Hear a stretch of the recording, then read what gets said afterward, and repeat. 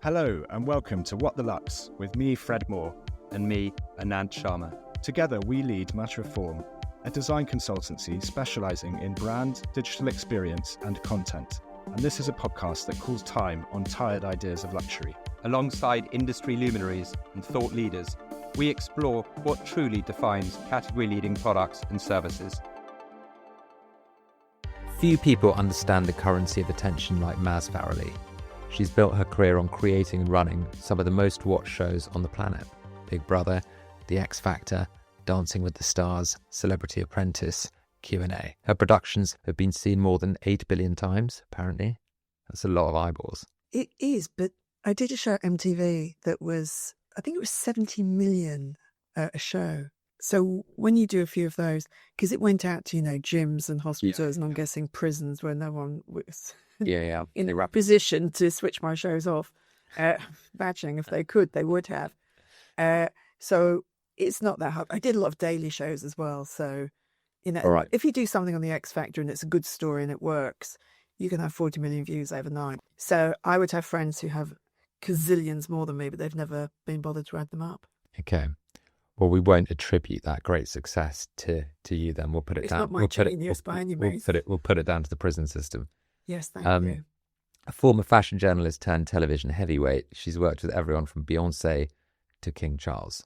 Now she runs Maz Speaks, teaching brands and leaders how to hold an audience the way great television does. Today we're talking about what makes people watch, what makes them care, and why the principles of entertainment apply even in the business of luxury. No one's above it. Maz, welcome. Thank you very much. Thank you for inviting me, because you do have a choice of people to invite. So I'm always very delighted when anyone invites me anywhere. Yeah, well, it's great to have you. Can we start with, I just kind of want to ask, you built formats that millions watch, and but you started in fashion and journalism, didn't you? Yeah. And can you just walk us through what pulled you towards television and specifically the types of formats that you ended up specialising in? Yeah, so I was obsessed with fashion. So when other kids were saving up to buy, guns or drugs or whatever, I was saving up to buy Vogue. I can remember being 6 or 7 and, I knew the date Vogue would arrive. My little hand was really heavy. I used to go through it. I knew every designer, every photographer. You could open it anywhere and say, who's the photographer? I could tell you who did this makeup. I was just obsessed. And I think I reached a point where it was midsummer and I was shooting something like my 6th Christmas shoot. And I just thought, I don't know if I can do this. It's July and I'm trying to find turkeys and, it just felt, the lead time felt too weird for me. And I applied for a job on This Morning, which is a morning show in the UK. And staggeringly got the job, called someone I pashed, snogged on my 21st birthday.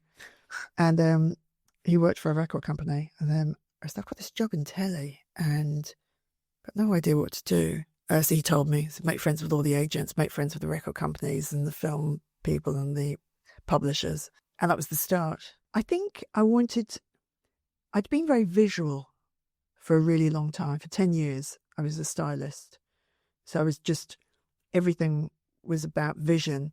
And I reached a point where I wanted to use a different part of my brain. People would argue that you use less. I quite fancied telly and I loved it. And then I stopped loving it, did something else.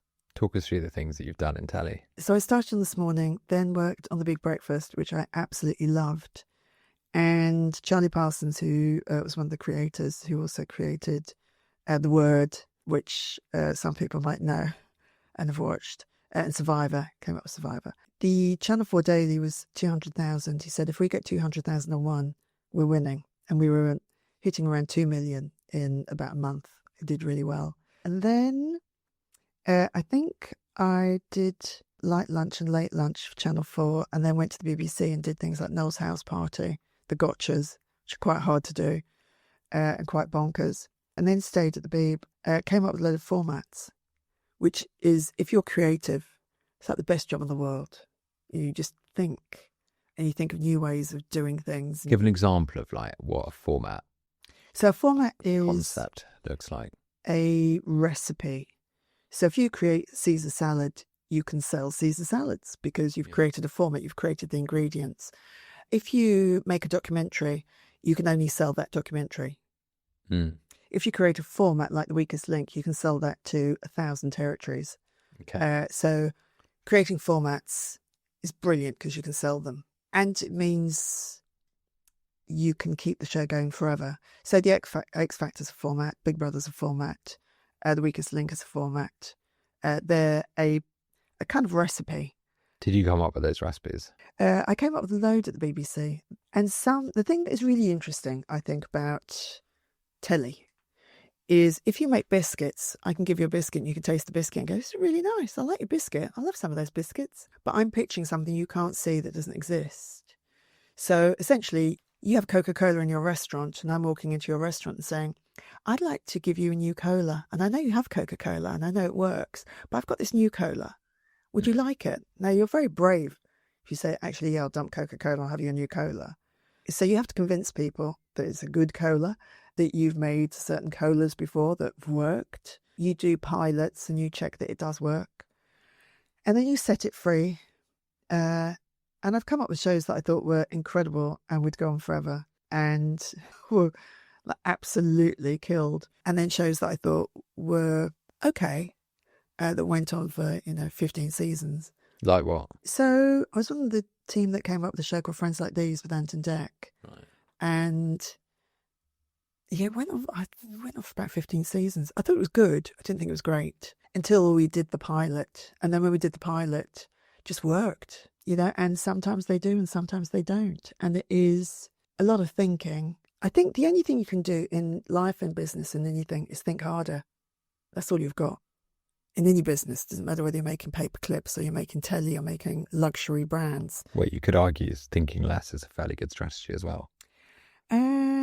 No, because lazy people would think less. They'll think, "Oh, that's fine."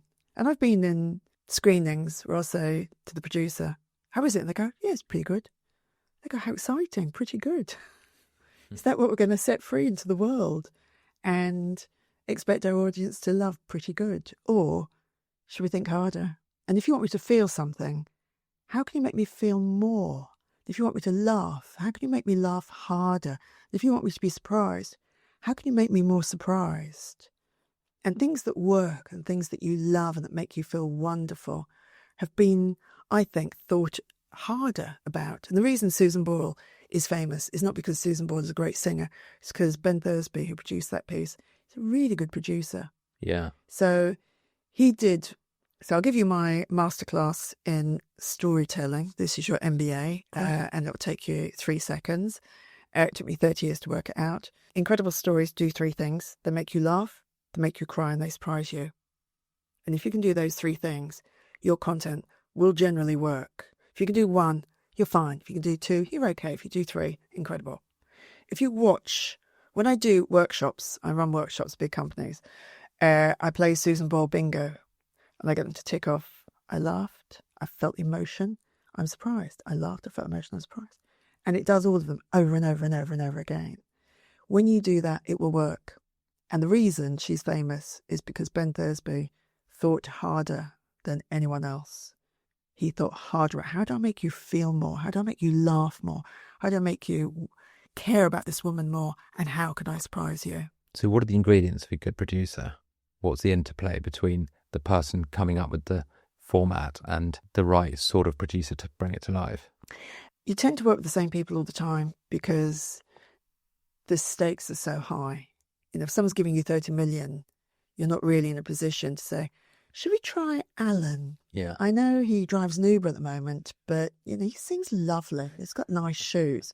You tend to employ people that you think that you've been in the trenches with. Because it is like going into battle, especially live TV. You don't have a second chance. Is this seriously stressful? Depends on you. See, I liked it. What was your first live TV situation? My first live TV situation was my first day at work, and I was with Cliff Richard. So Cliff Richard, for anyone who's young, was the Justin Bieber of his day. Although young people probably don't know who Justin Bieber is. It was this morning, and he was so lovely, and really, he was so much fun. I said something like, you've got great hair, and he said, yeah, everyone thinks that I've had, a hair transplant, but I haven't. And he said, you can have a look if you want. I went, oh, okay. And I found myself kind of going through his hair like a chimp, thinking this is quite odd. And then he said, how long have you worked in telly? I went, literally about 6 minutes. He said, right, do you know what you're doing? I said, absolutely no idea. No, someone's just said, you're looking after Cliff Richard today.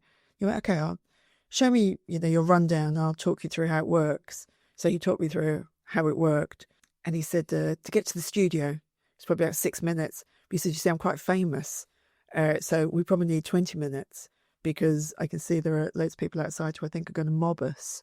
So he was very clear and very charming, very lovely. So my first lesson in live television was from Cliff Richard. And then I made lots of mistakes very quickly, which is good if you learn from them. If you just keep doing the same thing over and over again, it's not good. But I was on a live show. So when you do a live show, the thing that's brilliant about it is you learn very quickly. When you do a daily show, if you're making 2 shows a year, you've got 2 shows or 2 chances of goofing up. I had 3 hours of goofability every day, but I just made sure when I did something wrong, I never did it again. What's a mistake you'll never forget? Oh, take your pick. Oh, there's so many. There was one on The Big Breakfast where we had a family of the week on, and the mum was really nervous about being on TV. She was terrified. And we rigged her up to a heart monitor when we were interviewing her to see how nervous she was. And it just kept going faster and faster and faster. As we were watching, I was thinking, I think she might actually have a heart attack. I was like, and then everyone was kind of looking at me like, has anyone noticed it's going beep, beep, beep, beep, beep, beep, beep, beep. Oh my God, I think we're going to kill her. The other one was... But can I just ask, so why was she wearing a heart monitor? Oh, because she hated being on live TV and she was really nervous. So you just decided? We just decided that we would do an interview with her and see how nervous she was. We rigged her up, we got the doctor in, we rigged her up to a heart monitor. So the actual theme of it was to see how nervous she got? Yeah, to see. Or that was just a backstage side project? It was, it was part of a sandwich. The bread was the interview, but you throw a bit of bacon in, and that was. Can I? Because I think on TV everyone seems not nervous, but everyone seems to have public speaking anxiety and sort of How come no one seems as nervous as you might imagine they would be? I'd be nervous. Everyone is terrified. Yeah, but it's your job to make them calm as quickly as possible. How do you make them calm? I tend to say to people, the great thing about what you're about to do and say is that no one knows what you're going to do or say. Yeah. So you can't get it wrong unless you're singing a song, in which case you can get it wrong. Yeah. People like when people are honest. So on the X Factor, and I've done about 12,000 interviews. I've done a lot of casting. And people would come in and they would pretend they weren't nervous. And they'd say, I'm on the life and soul of the party. And you could tell they weren't. And I would say to them, I don't feel like you are, which is fine because I don't need everyone to be jazz hands. If you're quiet and considered, that's also lovely. So just be you, because what I don't want is you to pretend to be someone else, because that makes me not understand you. But when you're yourself, it's fine. And nobody knows what you're going to do. And when people walk in and say, I'm terrified, I'm so scared I could wee myself, you kind of go, it's fine. My first day at work, I was really scared. We've all been there. It's fine. Do your best. And know that everyone who's been in here, the other 1,000 people who've walked in the door, have been exactly the same as you. If you walked in and you weren't nervous, it would be quite peculiar. So most people are. You're about to tell us another cock up, but I interrupted you. Oh, yeah, I have millions. This was a particular favourite because there are lots of ideas in telly. I'm sure, in every industry, we call them good on paper. So it's good idea on paper. And then when you go to do it, this is the worst idea of my life.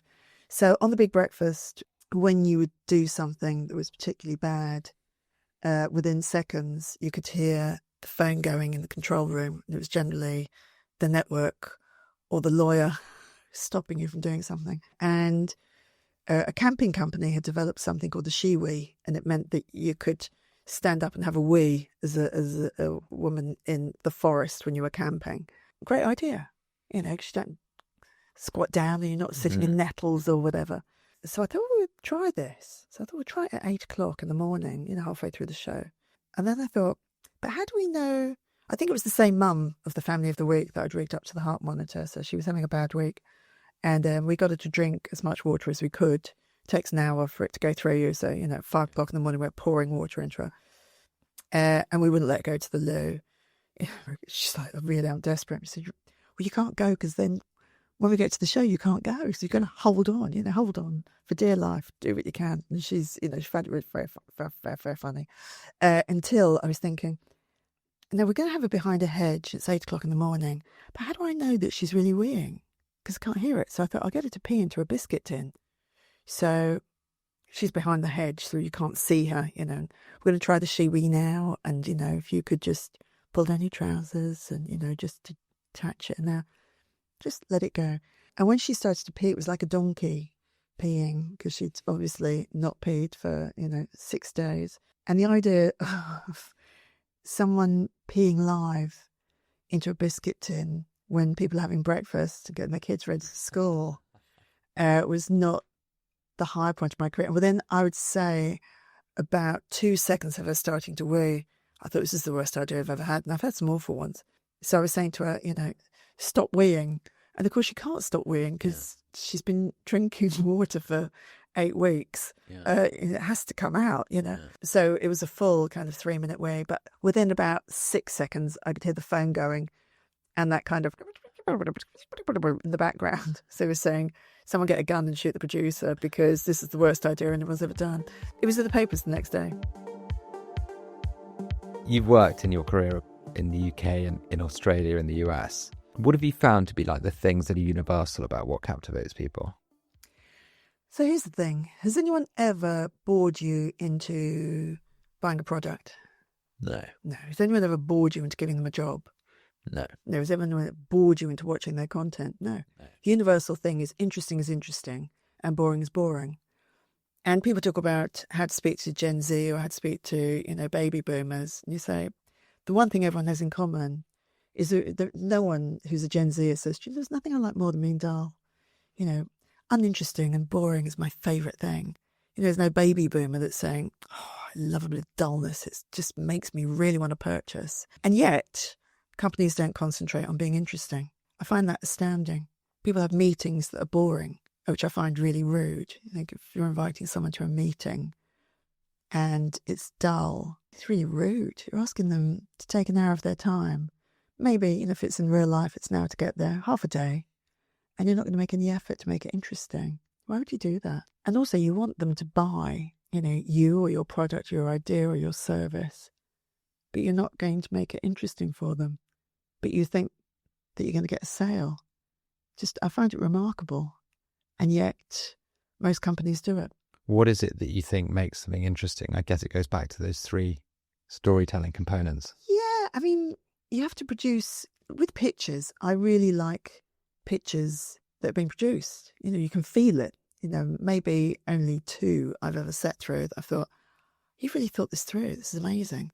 How do you deliver data? Do you deliver your data in a dull way? You say, 14% of 18 to 22-year-olds who are left-handed think, well, I have no idea what you're saying. You have to interest people. It sounds like such an obvious thing, and yet no one does it. You read people's websites and you think, I can't remember a single thing you've said. I leave meetings and I think, I can't remember one thing you've said. And I speak at conferences. My job is I speak at conferences and I run workshops. And very often I'll listen to people speaking for an hour and I think, I can't remember one single thing that you've said. I will take nothing away from this. Nothing in my life will change. I find that quite sad. It is sad. Yeah, and a bit disrespectful. And no one stands on the stage thinking, I am going to bore these people for an hour. But I think people think good enough is good enough. I don't really feel like that.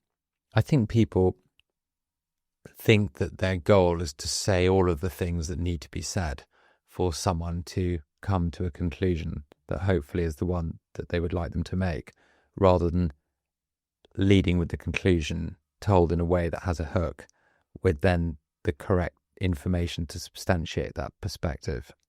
Yeah, the key word you said there for me is hopefully. See, in TV, hope is not a strategy. We talk about it a lot. It's one of my big things, that hope is not a strategy. If you would like something to happen, you have to have a strategy. Now, you obviously did a bit of reading about me. You had a strategy. I'm going to know about this person. I'm going to ask them questions that I think will be interesting for my audience. What if you didn't? You just came in, just said, tell me what you do. How does that relate to, it won't work. You have to have a plan, and you have to think not about yourself and what you want to say, but about what they want to hear. And when you flip your thinking, so I do a lot of how to think with companies. When you flip your thinking, it absolutely changes your business. It's not about you, it's about them. How do you speak to them? How do you know who your them is? I know my audience in every show, which is why I can make a current affairs show, a documentary about education and Big Brother, because they're wildly different. But what I do is I produce content that is specific to that audience.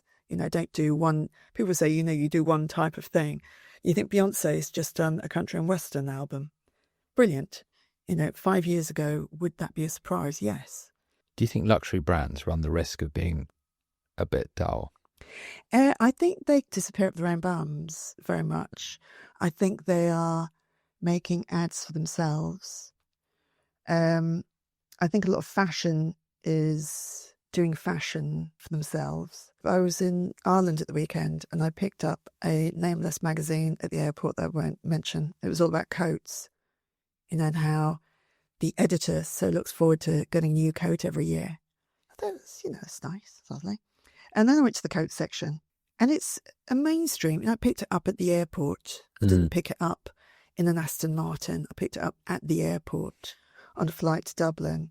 How much do you think was the average price of the coats they featured? So it's about 8 coats. I'm going to go with like £1,500, but... Yeah, it's about 2,800 is about the average. That's wild.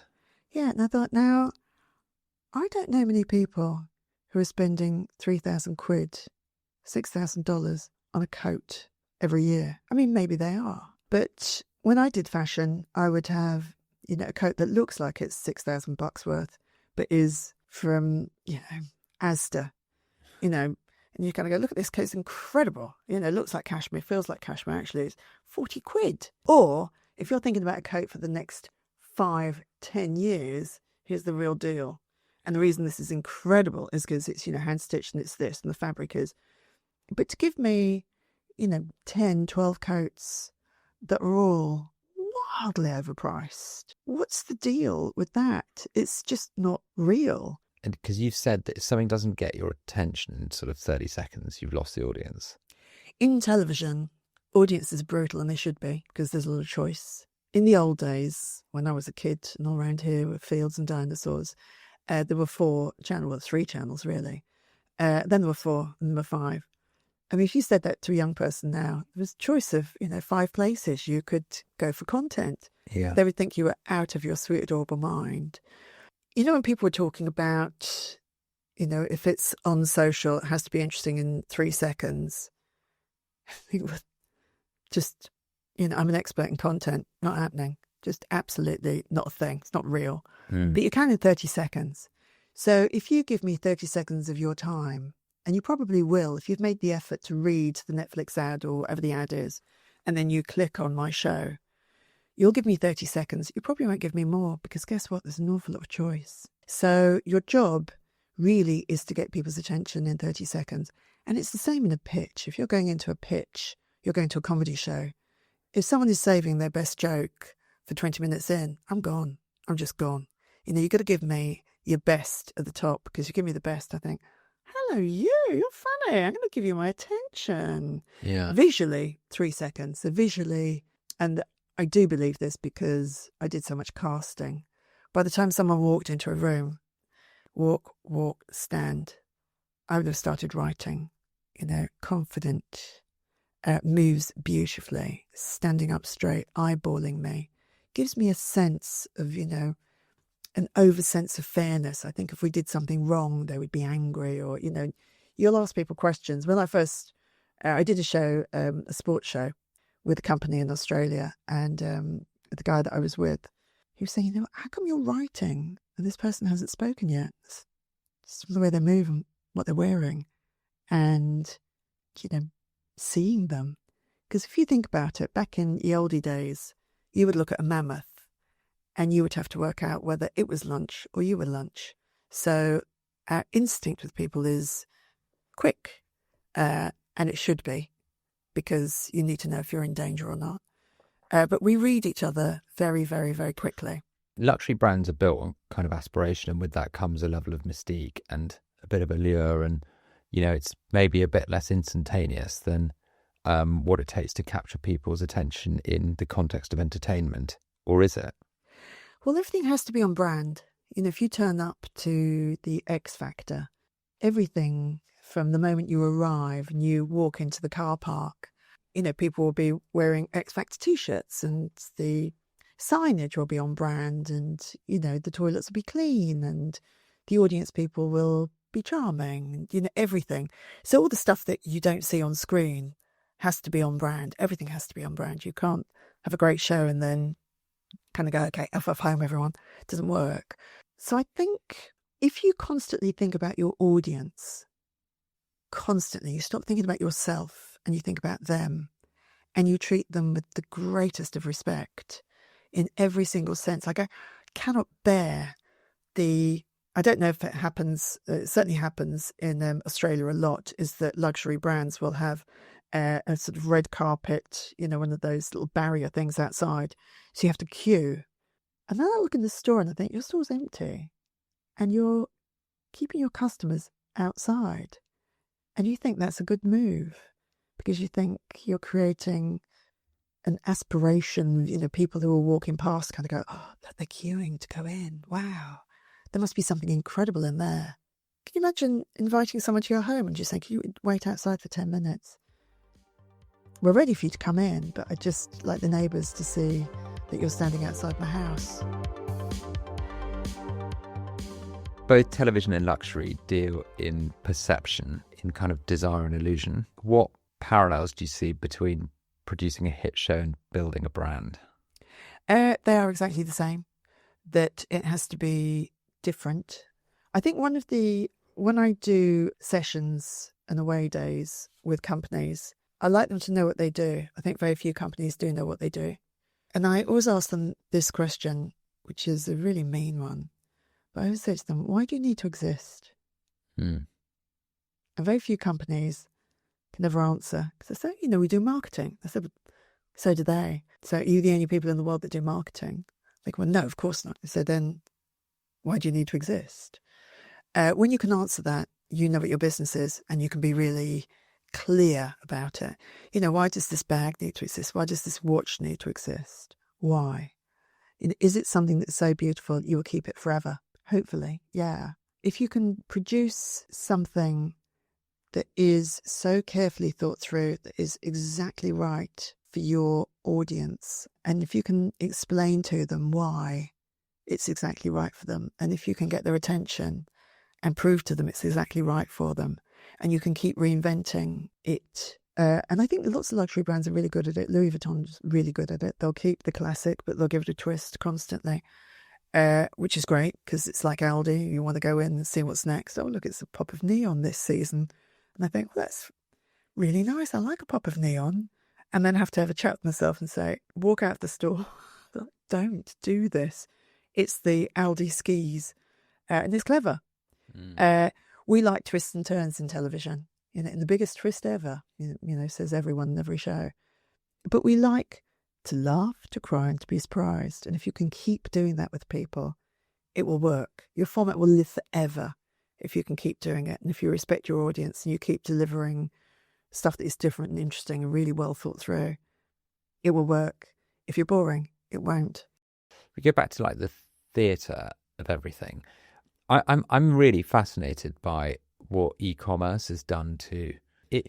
We think that we've made things easier because what people want to do is buy something, but that's not really what people want to do. They want a before and after, and the thing's got to have meaning and a sequence, and you've got to be the protagonist in that journey. And, you know, there are like people make millions on unboxing videos on YouTube for a reason, you know, and then at the other end of the equation, you know, you have these terrible loyalty programs that are transactional and offer you like sort of 5 points that represents £3, and nobody knows where they're coming or going, and it detracts, in my opinion, from the value of the thing you've bought to begin with. What do you feel about all of that? What's the like luxury brand stages experience? You've got like store openings, you know, runway shows, you know, but then actually we just send people to just go and buy stuff online, and actually you end up having a come down when you buy it. In fact, there's actually a 60% of people who buy something online, it's called buyer's remorse, have like a come down after they bought it because there's not been a beginning and middle and end. They've just bought it impulsively. I think that one of my big bugbears with anything that is online is that, you know, see previous is about you and not them. The thing that was incredible when, you know, online first started, because I was alive when it, you know, first happened, is that you could return it for free. I'll try it on at home. I'll see if it goes with my shoes. I'll see if it fits properly. And if it doesn't, I can actually send it back. That stopped happening. I think that the world has gone slightly mad with automation of everything. And I don't know if you've ever been in the chatbot, you know, Wheel of Doom, where you keep putting in, can I use my mobile in Ireland? Which is something that I did for about an hour last week. So I just want to know if I can use my mobile plan when I'm in Ireland. So I went online, you know, tried to, you know, put it into chat said, I think you can, you know, check with you. So I went to the provider, you know, frequently asked questions, then went into live chat. Because it wasn't live chat, it was a chatbot that just took me round and round and round and round and round. You know, is your roaming not working? You know, no. It was an hour of my time, and eventually somewhere locked in a cave behind a hedge was the answer. Now, I remember in the old days, when all around here was black and white television, you could call and you could ask someone a question. Now, that is a luxury. Unless you were already in Ireland, in which case you could have had a problem. Yeah. But at least you'd have known the But answer. actually, when I was in England, I could have called and said, I just want to check. Can I use this again? Yeah. Now, that's 8 seconds of my time. But Yeah. the convenience of it being all available to me online meant that I spent an hour of my time, which I'm not being paid for, trying to check something that's so utterly simple. And I think we've gotten very lost because it's about us, what we want. You know, I don't really want people answering the phone. I don't want to pay for people to answer the phones. But I think actually it is a very basic service that I think is not available, which is kind of crazy in a way. Everyone gets so frustrated with the sort of failed digital transformation of call centres. I mean, just like give me a person. I mean, you know, just to try and talk to your bank is now a luxury. Oh, you know, and almost impossible. And that is the future, isn't it? Talking to a human is the luxury. And talking to a human is the luxury, which I find beautiful and exciting about life. That I think about the pendulum. I always think about the pendulum swinging, and the swings in television, to very cruel television, to Bake Off, where people are crying over, you know, meringues, which is lovely, and then it'll settle somewhere in the middle. And I think we've gone so far that the pendulum is coming back, and I think we will want to come back to the office, and we will want to spend time sitting next to someone and go, "How's your dog? You know, how's your kid? Yeah, that dress is nice." You know, whatever it is, but actually be with people.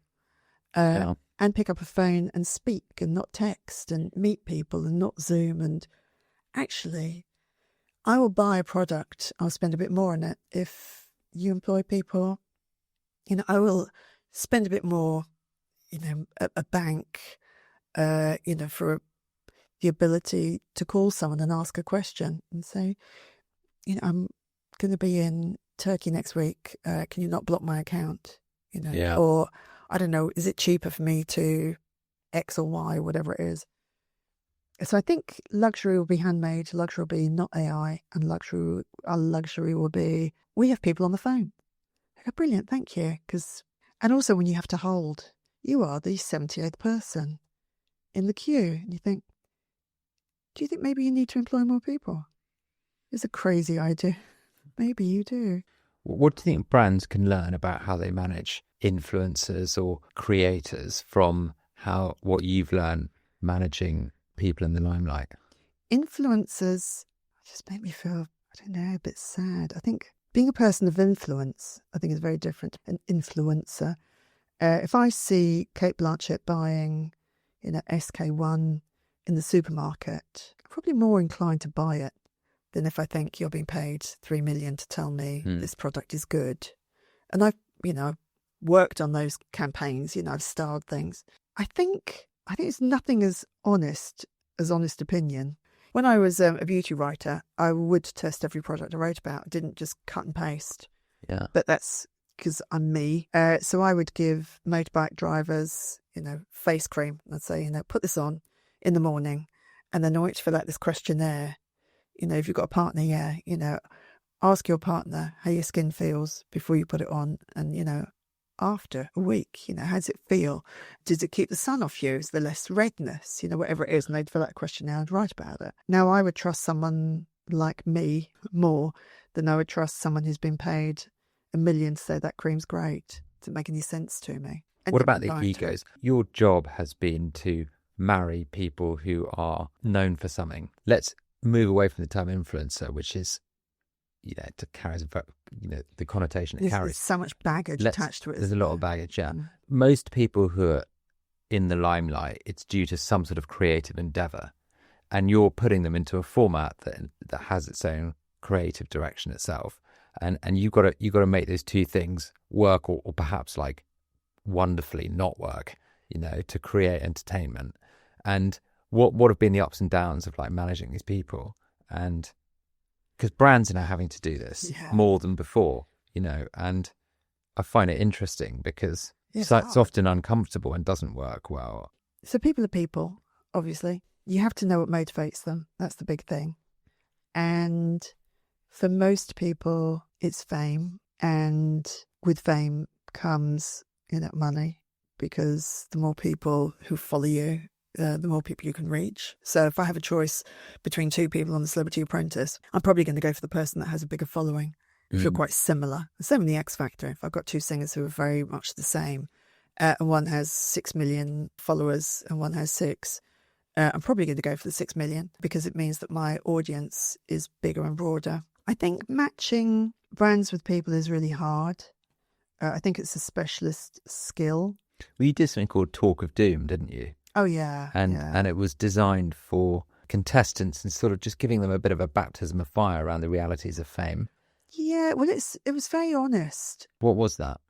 So I would say to people, as I've done, I know it off by heart because I've done it so often, I'd say, so here's the thing. You're going to be too famous to go back to your job, but you're not going to be famous enough to be famous. You won't work for 2 years. Now, we can't pay you for 2 years because, by the way, I'm going off to, go on holiday or start a farm or decorate my house, have a baby or get a divorce or whatever it is.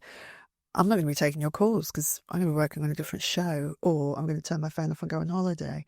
So you need to know that you're probably not going to earn for 2 years. Because if you work in a shoe shop and people are coming in and pointing at you and not buying shoes, your boss is going to be cross. Anyone you've ever slept with, if it's been anything other than very vanilla sex, they will sell their story. And someone will buy it. And your parents will be very embarrassed, probably. And so will your friends. And also, and so will you, I suspect. You will think that we have portrayed you in a certain way, and we haven't, because we don't care, because we're not winning. I don't care who wins. It's not me. Someone's going to walk away with $1 million. I'm cross that isn't me. I would like none of you to win, if I'm absolutely honest. I'd like me to keep the money. So I'd go through and I'd say, you won't date.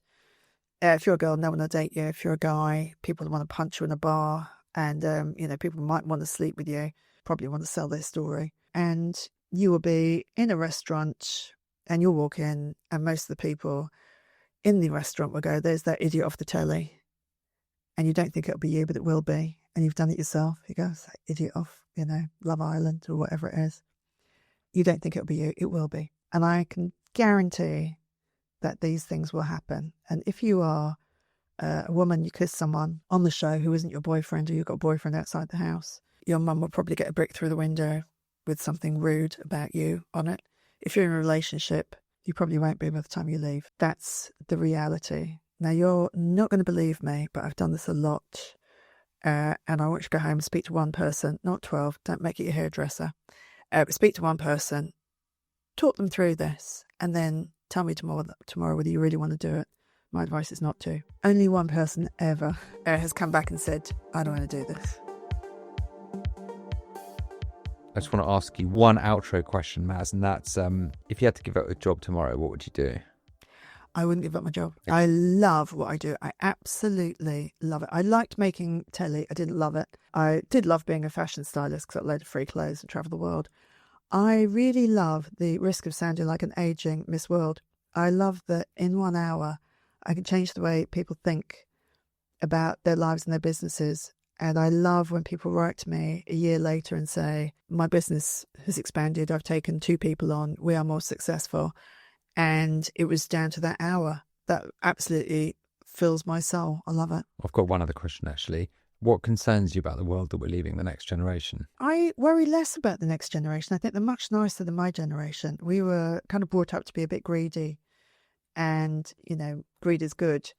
And it isn't. I think that when I spend time with younger people, I think you're ethical, with everyone obviously, but ethical, you're sustainable, you're kind, you care about people, you will spend your dollars with people that you think are ethical. So I worry less. I would like to see us voting for people who aren't real egomaniacs. I would like to see more women in power. That's something I would like to see change. And I would really like us all to be kinder. I think if you can double your kindness every day, it will have a real impact in the world. And I know I sound like a bit of an aging Miss World, but I think it's really important. When I ran TV shows, I tried very hard to be very kind to everyone, including the people that I really wanted to leave and never see ever again. I think I need to be twice as kind to you. So I think if we absolutely make a very, very decided effort to be kinder to each other. And that means also being respectful of people's time, being more interesting. Don't treat people like they are idiots and don't disrespect them by being dull.